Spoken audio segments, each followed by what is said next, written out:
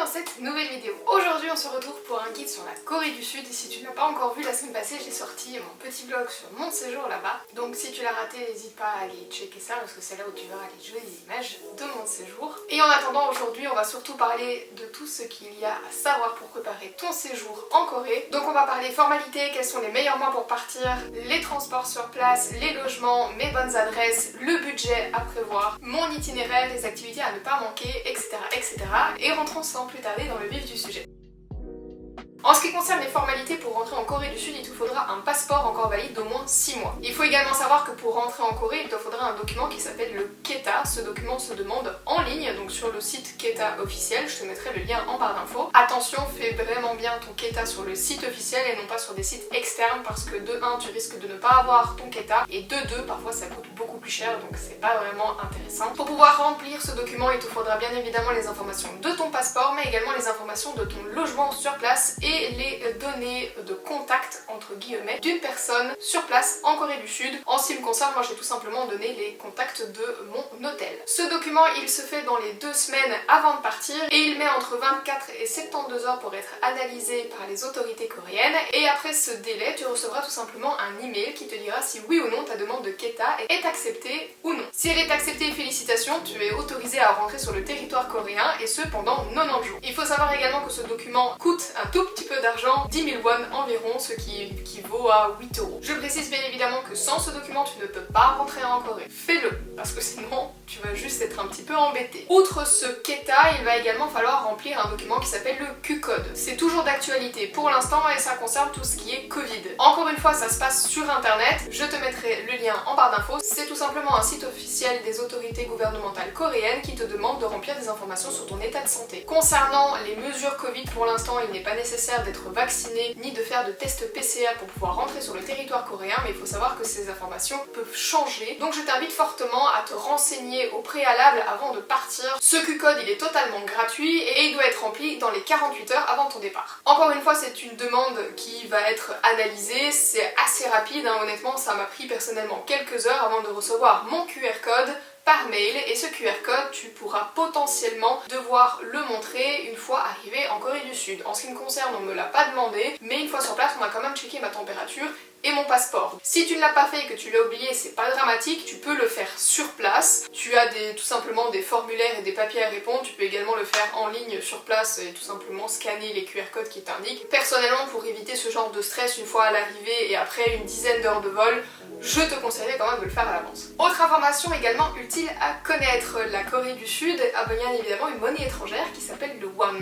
1 euro équivaut environ à 1380 won si je ne me trompe pas, donc quand tu vas devoir retirer du cash, ça va te faire pas mal de billets sur toi. En soi, tu n'as pas forcément besoin de retirer de grandes quantités de liquide parce que là-bas tu peux payer absolument tout par carte. Bien évidemment, en partant du principe que tu as une carte qui te permet de payer sur place sans trop de frais. Ça, c'est à voir avec ta banque avant de partir. Le seul petit hic, c'est que pour les transports en commun, par contre, payer par carte, c'est pas forcément possible, à moins que tu aies la carte T-Money, mais ça on en parlera plus tard parce que j'ai quelques commentaires à faire là-dessus. Mais il va te falloir du cash, soit pour recharger ta carte T-Money et qu'accessoirement pour pouvoir payer ton ticket de bus ou encore ton trajet de métro, il va également te falloir du cash avec toi. Donc je te conseille fortement, une fois arrivé à l'aéroport, de retirer au moins quelques dizaines, voire une centaine d'euros, histoire d'avoir un petit peu de liquide sur toi et comme ça tu as l'esprit tranquille. Concernant la carte SIM, c'est toujours aussi intéressant d'avoir de la data sur place, que ce soit pour utiliser Google Maps ou encore les applications de traduction. Moi je trouve ça toujours très pratique. Il y a 2 solutions qui s'offrent à toi, soit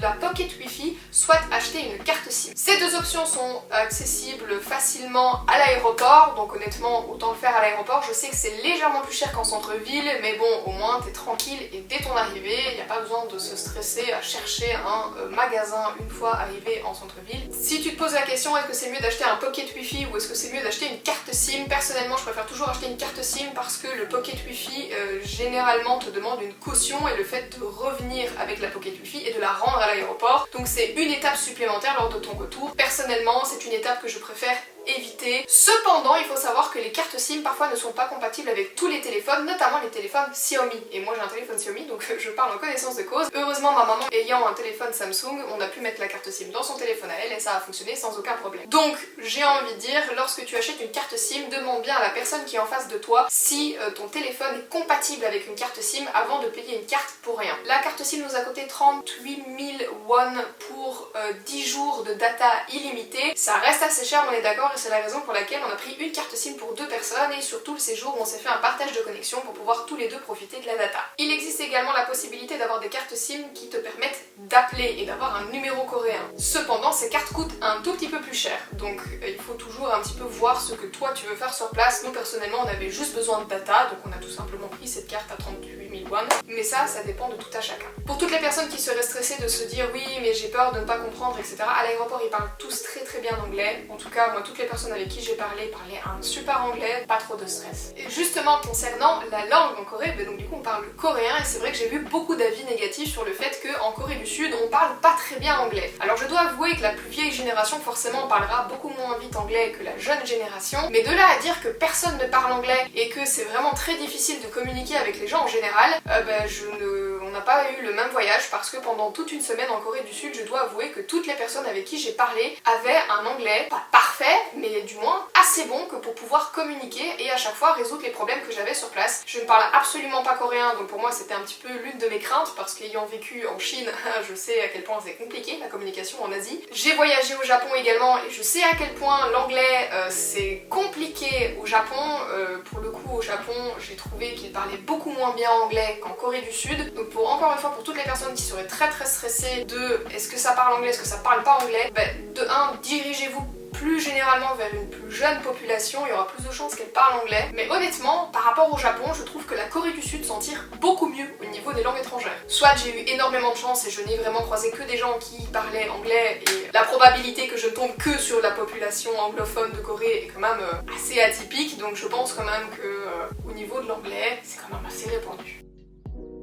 Pour moi, il y a 2 saisons en particulier à privilégier pour pouvoir partir en Corée, c'est le printemps et l'automne. Pour le printemps, je privilégierai bien évidemment les mois de fin mars jusqu'à mi-avril pour pouvoir profiter de la floraison des cerisiers parce que c'est entre guillemets l'événement sur place. Cependant, bien évidemment, c'est l'une des saisons les plus prisées, donc c'est très touristique et généralement ça s'en fait également ressentir au niveau du prix. Donc il faut être un tout petit peu préparé à ce sujet ou alors prévoir très à l'avance, notamment en ce qui concerne les réservations d'hôtels et les réservations de vols. Autre saison qui est extrêmement belle à voir et qui est extrêmement intéressante également, c'est l'automne. Notamment parce que la météo reste encore très agréable. Personnellement, on y était mi-novembre et on a encore eu des journées à 20 degrés et en plus le temps est assez sec, donc du coup pas de risque de pluie. Franchement, c'est super beau, les érables prennent de magnifiques couleurs, c'est très agréable et il faut savoir aussi que le mois de novembre est l'un des mois les moins touristiques. Donc si vous n'aimez pas trop les foules, je vous conseille fortement de privilégier ce mois en question. Il faut savoir quand même que le mois d'octobre est considéré comme l'un des mois les plus touristiques, quand bien même c'est l'automne.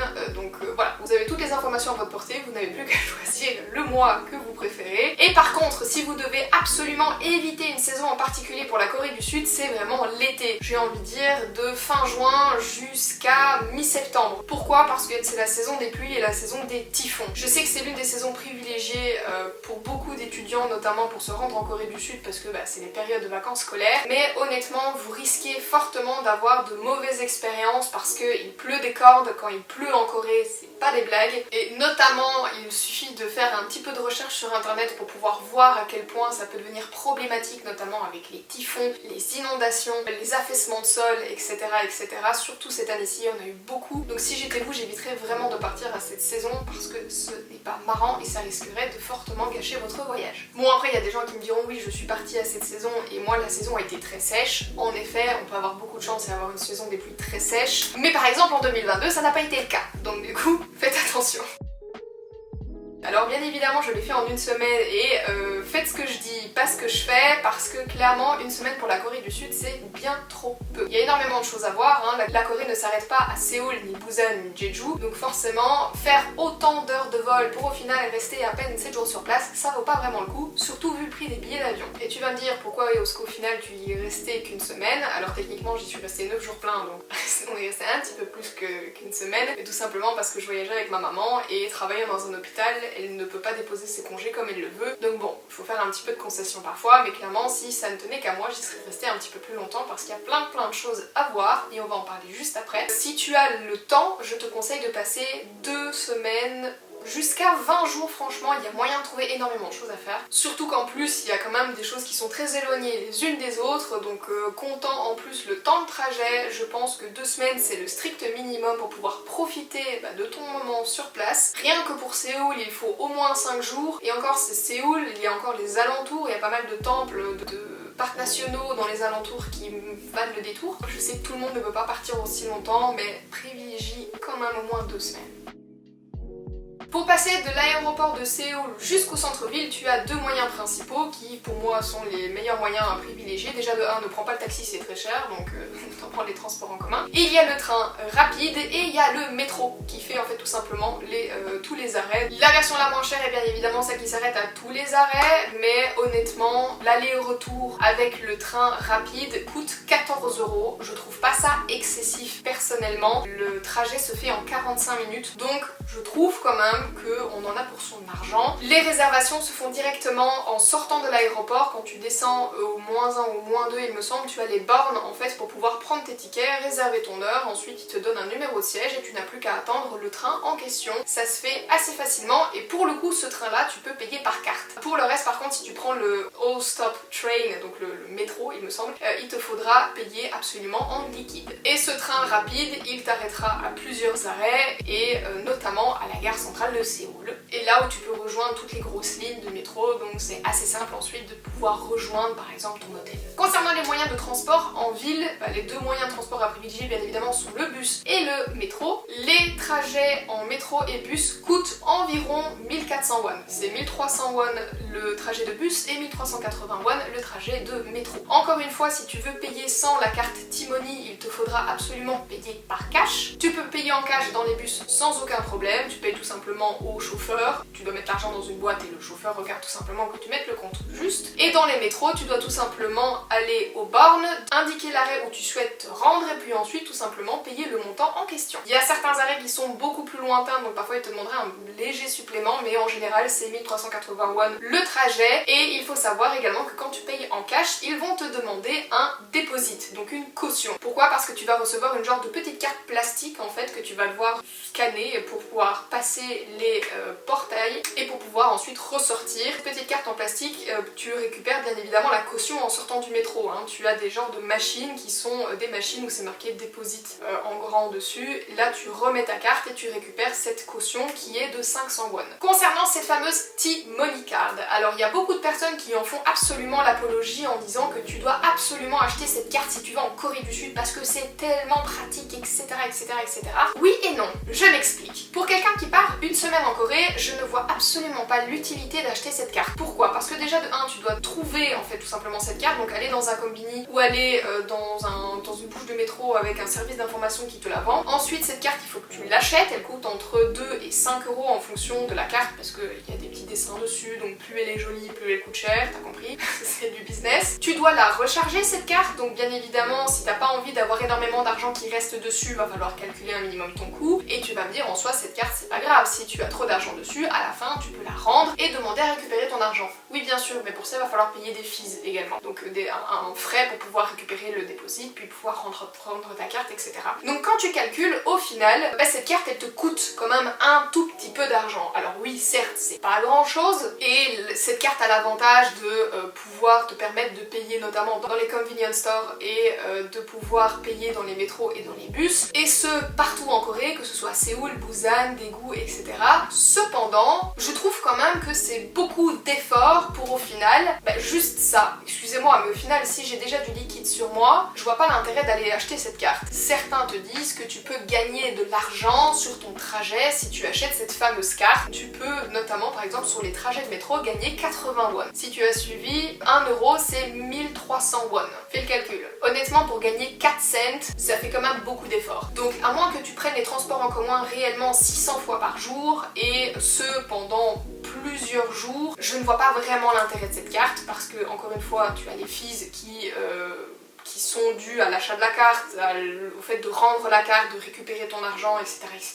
Je suis désolée, hein, je ne comprends pas. Je ne comprends pas, je sais qu'au Japon j'ai acheté aussi les cartes Suica pour la simple et bonne raison que j'avais un J-Pass et je l'ai acheté en même temps. Mais pour le coup, moi, honnêtement, j'ai pas eu envie de m'embêter avec ce genre de choses et surtout que quand j'ai calculé l'avantage financier que ça m'apportait réellement et que j'ai fait mon itinéraire à l'avance et que je savais le nombre de trajets en transport en commun que j'allais faire, j'ai compris tout de suite qu'en fait ça n'allait pas avoir un réel intérêt financier. Donc du coup, j'ai tout simplement préféré m'en passer et ne pas commencer à chercher partout après cette carte. Après, encore une fois, ça va dépendre de ton séjour en Corée et de ton utilisation, de là où tu loges. Si tu restes beaucoup plus longtemps et tu vas voyager beaucoup plus avec les transports en commun, ça fait peut-être sens. Mais tout dépendra de ton voyage. Donc franchement, avant de faire tous ces efforts pour essayer d'en avoir une, peut-être réfléchis-y. Ensuite, en ce qui concerne les transports en commun entre les grandes villes, notamment en train et en train à grande vitesse. Nous, pour pouvoir nous rendre de Séoul jusqu'à Busan, on n'a pas pris l'avion, on a pris le train. Et il faut savoir qu'en Corée du Sud, tu peux avoir un pass train qui s'appelle le Korail Pass et il en existe deux types, le consécutif et le select.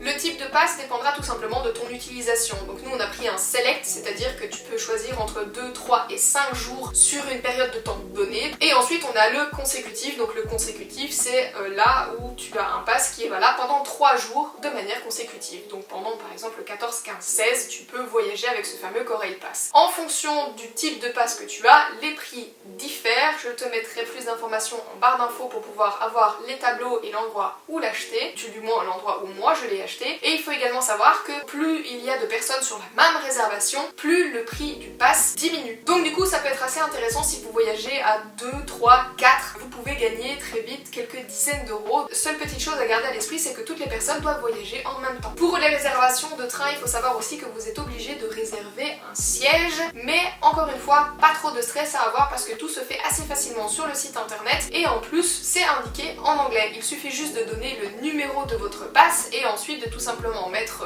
la date à laquelle vous souhaitez voyager, votre trajet et ensuite l'heure et il donne tout simplement vos sièges. Mais en tout cas ça n'avait rien de compliqué. Donc j'ai également regardé le prix des billets de train solo, donc sans ce pass, et honnêtement on était perdant de 20 euros. Donc l'économie n'était pas vraiment énorme, mais bon je me suis dit voilà, on est gagnant de 20 euros, on est gagnant de 20 euros hein. Donc comme tu l'auras compris, pour notre itinéraire, on a fait Séoul et Busan. Honnêtement, en 9 jours, c'est le maximum qu'on peut faire si tu veux vraiment profiter de Séoul et de Busan, parce qu'à Séoul, il y a quand même énormément de choses à faire. À Busan, il y a aussi beaucoup plus de choses à faire et je regrette de ne pas y être restée plus longtemps, mais bon, c'est comme ça, on peut pas faire tout ce qu'on veut dans la vie. On mesure déjà la chance de pouvoir partir en Corée. Concernant les activités à ne pas rater à Séoul, il y a bien évidemment les 3 quartiers principaux qui sont ceux de Itaewon, Hongdae et de Gangnam, qui sont un petit peu les quartiers jeunes, les quartiers, j'ai envie de dire, vivants de la capitale. On y trouve beaucoup de magasins, on y trouve par exemple à Hongdae, le soir, on peut voir des artistes tels que des chanteurs ou des danseurs se produire, chanter, danser. C'est quand même une ambiance assez particulière, donc c'est assez chouette. C'est des quartiers qui sont très vivants, notamment la nuit, c'est là où on va avoir les clubs, c'est là où on va avoir les restaurants. Les magasins ferment également assez tard. Si tu veux voir une ambiance assez vivante le soir, c'est plutôt là qu'il faudra aller plutôt que le quartier historique. Outre ce côté un petit peu, j'ai envie de dire, moderne de la Corée, il y a bien évidemment le Séoul traditionnel. Il faut savoir que Séoul compte 5 grands palais qu'il est important selon moi de visiter. Alors oui, ils se ressemblent tous au niveau physique, mais il faut savoir qu'au niveau de leur organisation, ils sont bien différents et que chacun avait leur propre histoire, mais également leur propre utilisation ou leur propre rôle. Je vous invite aussi à ne pas rater les relèves de la garde. Alors les relèves de la garde, il y en a dans 2 palais en question, mais selon moi la relève de la garde qui est la plus impressionnante à voir, surtout aujourd'hui parce que dans l'un des palais il y a des travaux, donc du coup c'est moins cool à voir, mais c'est celui du palais principal, celui de Gyeongbokgung. Je le note à l'écran parce que j'y arrive pas avec le coréen. Pour moi les relèves relève de la garde, c'est quand même un petit peu un événement à ne pas rater. Il y en a généralement 2 par jour, une à 10 h et une à 13 h. Et je vous invite à vérifier sur le site internet parce qu'il y a parfois certains jours de fermeture, notamment pour les jours fériés. Et il faut savoir également que la relève de la garde est totalement gratuite et se fait à l'extérieur, entre guillemets, du temple. Ce qui signifie que si tu as déjà visité le temple et que tu as raté la relève de la garde, c'est pas grave, tu peux tout à fait revenir et accéder à la relève de la garde sans pour autant devoir repayer un billet. On en profite également pour visiter le jardin secret qui, je trouve, est vachement sympathique à voir. N'oubliez pas également de faire des temples et pas uniquement les palais parce que ce sont deux choses totalement différentes. Les temples, c'est vraiment par rapport à la religion bouddhiste qui est en plus propre à la Corée, donc c'est assez intéressant à voir parce que c'est très différent de ce que vous pouvez voir notamment au Japon ou encore en Chine. Nous par exemple on a fait le temple qui est situé à Gangnam et je trouve que c'est encore assez chouette parce qu'ils mettent beaucoup de stèles en fait avec des explications et donc du coup ça te permet un petit peu de suivre l'histoire du bouddhisme en Corée mais également l'histoire du temple en question. On a également les villages Hanok, donc ces vieux villages traditionnels. Il y en a plusieurs dans Séoul, le plus connu bien évidemment c'est celui de Bukchon, mais on a également celui de Ikseondong qui est aussi très très joli, un petit peu plus axé sur tout ce qui est petite boutique et petit café. On a également le petit village Hanok qui est juste à côté du mont Hwangsan, etc. Il y en a plusieurs, il y a également le village Hanok près du parc Namsam. Bref, je pense que si vous voulez voir des villages Hanok, il y aura moyen d'en trouver pas mal. Il y a également le quartier de Myeongdong pour tous ceux qui veulent faire du shopping, le parc Namsam et Saen Tower qui, je trouve, mérite le détour. C'est assez intéressant de monter au-dessus et d'avoir vraiment cette vue panoramique sur la ville et notamment lors du coucher de soleil. Et sachez qu'en plus la tour est sur 2 étages, donc si un étage est trop plein, vous pouvez descendre et essayer d'avoir une meilleure vue. On a bien évidemment également la muraille de Hwangsan, on a plusieurs chemins de randonnée à l'intérieur de ce mont. Ça peut prendre 1 à 2 heures, comme ça peut prendre toute une matinée, ça dépendra de la randonnée que vous souhaitez faire. Et il existe également plein d'autres activités à faire dans les alentours de Séoul, mais pour ce faire il faudra à chaque fois prendre le bus et faire parfois quelques heures de transport pour y accéder, donc ça c'est vraiment si vous avez beaucoup de temps sur place. En attendant, je vous mets à l'écran une liste des choses que j'ai faites à Séoul et la liste des choses supplémentaires que j'aurais aimé faire et que vous pouvez potentiellement ajouter sur votre bucket list. Ensuite on a fait Busan qui est une ville côtière dans le sud de la Corée. Pour le coup on a logé dans 2 endroits différents pour la simple et bonne raison qu'on avait l'intention de faire un temple qui est extrêmement connu, celui qui est situé près des côtes et qu'on voulait tout simplement se rapprocher le plus possible de ce temple pour pouvoir éviter de faire le moins de transport en commun ou tout du moins de faire des longs trajets en transport. Donc pour notre premier hôtel on est resté très très proche des côtes, près de Haeundae Beach. Je prononce extrêmement mal le coréen, je m'en excuse. Notamment là où on a les petits trains colorés et cette fameuse skywalk, donc c'est très très joli à voir et très très joli à faire. On a également le skyline de Busan derrière, donc encore une fois je trouve que ça vaut la peine d'aller jusqu'à là-bas. Il y a également à cet endroit une tour absolument immense qui vous offrira un point de vue indétrônable sur la ville de Busan. Ensuite on a également fait donc ce fameux temple sur les côtes. De là où on était, on prenait un bus direct jusqu'à ce temple et ensuite on n'avait plus qu'à marcher environ 5-6 minutes pour pouvoir l'atteindre, donc franchement c'était très très pratique. Mais il faut savoir que si vous logez dans le centre de Busan, ça peut prendre un petit peu plus de temps pour l'atteindre. Mais pour moi encore une fois, je pense que c'est un petit peu un indétrônable si on va à Busan parce que c'est l'un des seuls temples il me semble qui existe en Corée du Sud au niveau de la côte, tout du moins d'après ce que j'ai compris dans les explications que j'ai pu lire sur ce temple. Et de préférence venez-y tôt le matin parce que le soleil se lève en fait par là et donc du coup c'est très très joli à voir.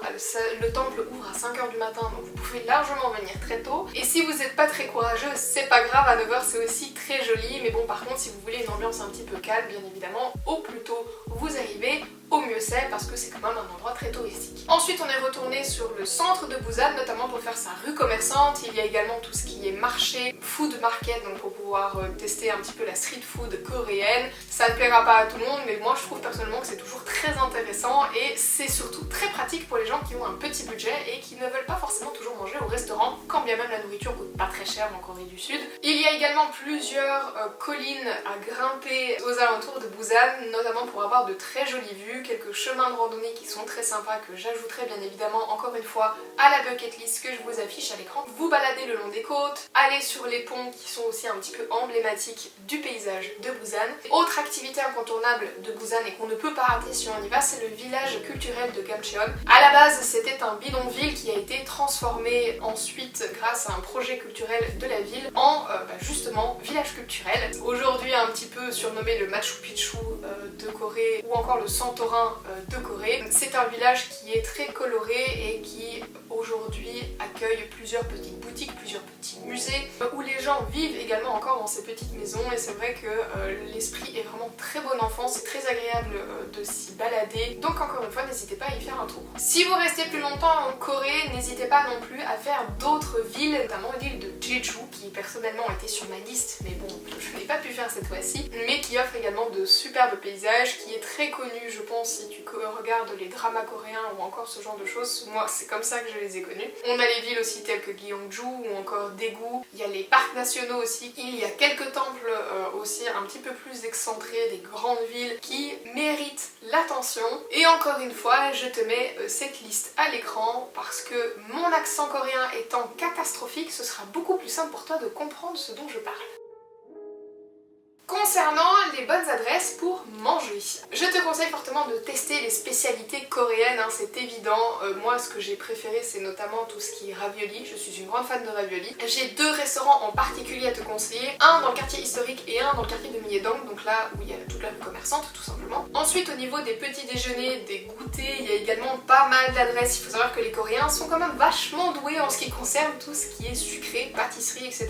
Et pour moi l'adresse indétrônable ça reste Onion. Oui, dit comme ça, tu sais pas trop pourquoi le magasin s'appelle Oignon, mais ça vend bien des pâtisseries et du sucré. On est également passé au café Layered qui tout simplement vend des pâtisseries un petit peu plus anglaises parce qu'on est plus sur des layered cakes, on est plus sur des scones, etc. Mais aussi tout à fait délicieux, donc c'est encore une fois une adresse qui est très prisée des Coréens. Il faut savoir aussi que si au pire ça fait trop la file, vous pouvez également prendre à emporter. N'hésitez pas non plus à faire tout ce qui est marché alimentaire, attention aux heures de fermeture parce que ça ferme généralement assez tôt le soir, donc il faut plutôt y aller aux alentours de midi. Mais il y en a à Séoul, je vous mettrai l'adresse ici, et également à Busan, donc n'hésitez pas à y faire un tour, c'est toujours assez intéressant, et puis en plus pour les petits budgets c'est toujours bon plan. On a également bien évidemment fait tout ce qui est barbecue et grillade, ça c'est évident, on a testé tout ce qui est bulgogi, tout ce qui est bibimbap. Bien évidemment j'ai beaucoup mangé dans le quartier historique parce que c'est là où on logeait, donc on a eu beaucoup plus de facilité à trouver des restaurants dans ce coin là. Mais je vous sortirai un article sur les restaurants à ne pas manquer à Séoul, et ce dans plusieurs quartiers de la ville. Et parmi toutes les spécialités à ne pas manquer en Corée du Sud, encore une fois je vous ajoute ma bucket list des choses à tester absolument en Corée.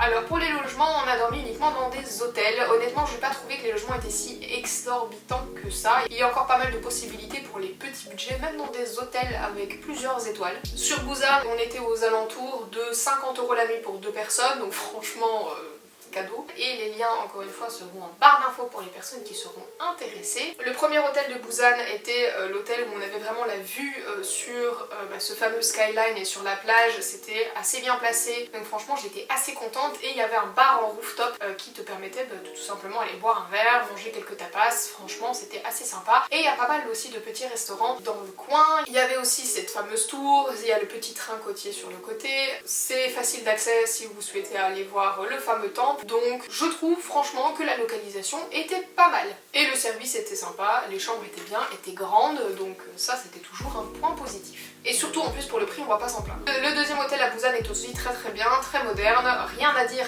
à ce niveau là. Il était situé à 2 pas de la rue commerçante, donc franchement la situation du coup était top, et j'ai été vraiment très contente d'avoir fait ce choix d'hôtel et de changer d'hôtel durant mon séjour à Busan, parce que je trouve que ça facilite quand même grandement tes déplacements, et au moins si tu veux par exemple être un petit peu plus de sortie le soir, tu n'as pas encore à faire 1 heure de trajet, c'est pas forcément toujours top, surtout quand t'es fatigué après une grosse journée, donc franchement je ne regrette pas. Et encore une fois, le prix était de 52 ou 56 € pour une nuit pour 2 personnes, franchement ça ne coûte rien du tout. Pour Séoul, on a logé dans le quartier historique parce que moi c'était surtout le quartier historique qui m'intéressait, notamment avec ses temples, et je trouve que ce quartier est parfait. Il est calme, il y a beaucoup de restaurants, il y a beaucoup de petits petit endroit pour pouvoir déjeuner le matin. Si tu souhaites voir notamment les palais et les temples sans trop de touristes, bah c'est parfait parce que vu que tu es sur place, tu peux accéder aux différents temples, notamment au village de Hanok de Bukchon, qui était littéralement à 5 minutes à pied de notre hôtel. Tu peux y accéder très très vite étant donné que tu loges sur place. Et c'est quand même assez pratique parce que sachez que si vous voulez faire le village de Bukchon, il faut quand même arriver avant 9h parce que les cars de touristes arrivent à 9h. Donc du coup, si vous voulez des photos un petit peu sympas sans trop de monde, il va falloir vous lever tôt. Donc bien évidemment, le fait de dormir sur place, ça facilite grandement les trajets et ça vous épargne quelques heures de sommeil. L'hôtel était très bien, rien à dire à ce niveau-là, et on avait également un convenience store dans l'hôtel et également un restaurant. Donc franchement, que demander de plus. Et encore une fois, le prix était tout à fait correct. Je pense qu'on a aussi payé une histoire de 40 € la nuit pour 2 personnes. Franchement, c'était presque donné. Pour toutes les personnes qui souhaiteraient savoir quels sont les quartiers à privilégier pour vos logements à Séoul, tout dépendra bien évidemment du type de voyage que vous souhaitez faire, c'est évident. Si vous êtes plutôt fêtard et que vous souhaitez sortir tard le soir, notamment pour avoir les illuminations, un petit peu cette ambiance nocturne, les magasins, etc., je vous conseille les quartiers de Itaewon, Hongdae et peut-être Gangnam, sachant que Gangnam c'est quand même le quartier le plus cher, donc forcément ça demande un certain budget. Mais à choisir entre ces 3 quartiers, personnellement je choisirais plutôt le quartier de Hongdae parce que c'est celui qui, selon moi, est le moins éloigné et facilement accessible en transport en commun et notamment en métro. D'ailleurs, si vous souhaitez loger quelque part, vérifiez toujours que votre hôtel soit proche d'une ligne de métro. C'était le cas du mien et c'est quand même vachement pratique. Pour toutes les personnes qui, comme moi, préféreraient avoir un petit peu cette ambiance calme du matin, notamment pour tout ce qui est visite des palais, des temples, etc., vous pouvez privilégier le quartier historique et en plus c'est généralement là où ça coûte légèrement moins cher. Tout du moins quand j'ai cherché à loger sur Séoul, j'ai pu voir que Hongdae était plus onéreux que le quartier historique.